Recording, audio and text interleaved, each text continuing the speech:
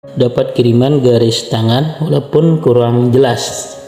Ini saya komentari, yaitu garis kepalanya di tangan kiri kabur, bahkan hampir tidak nampak. Di tangan kanan garis kepalanya sebenarnya bercabang, tetapi ada pulau yang cukup besar. Garis hidup cukup jelas, tapi ada putus namun nyambung. Saya akan jelaskan dulu di sini. Garis kepala yang terputus cabangnya, hati-hati nanti pelupa, pikun, pusing. Banyakin lebih sering minum air hangat daripada air dingin. Sebenarnya wawasannya sangat luas, atraktif, dan ingin melihat atau mampu melihat ke depan, namun kurang sabar. Jadi sebenarnya dia sangat jelas tahu apa yang dia inginkan serta bagaimana dan di mana mendapatkannya. Sangat cepat membedakan mana yang baik dan mana yang buruk sebenarnya. Garis hidupnya di tangan kiri itu normal. Tangan kanan sebenarnya normal walaupun ada sambungan. Itu hanya sekedar beberapa halangan saja.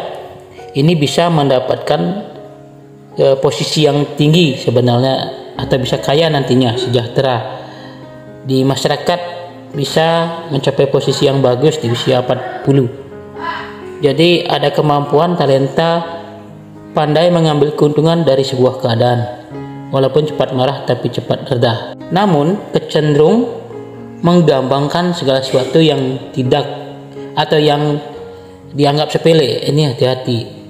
Kadang-kadang seperti nakal itu, terkadang tanpa disadari dianggap kasar. Ada pasang surut dalam hubungan, nanti yang itu yang waspadai, karena garis perkawinannya tipis, garis hatinya juga ragu-ragu. Pasang surut dalam hubungan, kalau tidak dijaga ini bisa menjadi kurang bagus. Tapi ini perubahan garis tangan, entah ini dulunya agak kabur, sekarang semakin jelas, atau dari jelas semakin kabur. Itu amati perubahan garis tangan ini. Jika nanti ini semua menjadi kuat, maka semua akan aman-aman saja atau menjadi sangat lebih baik dari sebelumnya. Biasanya dalam sisi negatif Anda berpikir bahwa Anda benar dalam hal apapun atau apa yang Anda lakukan, dan menganggap memposisikan orang lain mungkin menentang Anda. Itu perlu di manajemen. Tetapi sepertinya dengan garis hati yang kabur, kepala yang kabur, kalau digabungkan ini menjadi orang yang pandai menyembunyikan perasaan, entah itu perasaan marah, sedih, penyesalan, atau yang lain. Jadi kontrol diri semacam ini sangat bagus, menguntungkan bagi seorang politikus, dokter, atau agen rahasia. Namun semoga sifat ini tidak berakibat pula pada terpendamnya perasaan-perasaan yang semestinya ditunjukkan secara terbuka kepada orang yang mereka cintai, atau terlalu memendam perasaan yang negatif sehingga menjadi psikotis gitu. Namun dalam bidang yang lain itu bisa sangat bagus, karena menyimpan rahasia itu menjadi hal yang positif. Bisa memiliki kemampuan yang bagus di bidang apa saja yang digelutinya. Garis kepala yang sangat tipis ini terkadang senang menyepi, menjauhi keramaian, atau bila sedang menghadapi sesuatu yang sangat pelik.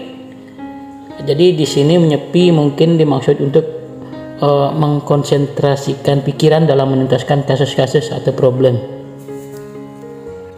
Cukup bagus karena berhati-hati menjaga reputasi di kalangan publik.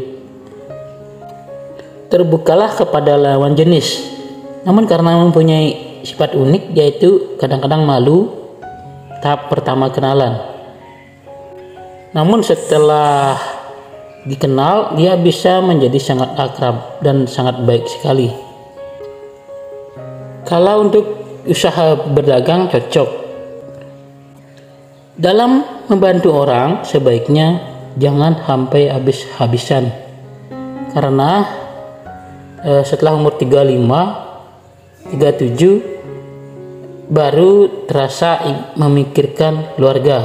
Garis pergelangannya nampak bagus, jadi potensi untuk kaya itu bisa saja dengan ketekunan bekerja. Garis hatinya lurus, kadang cemburuan, tapi setia.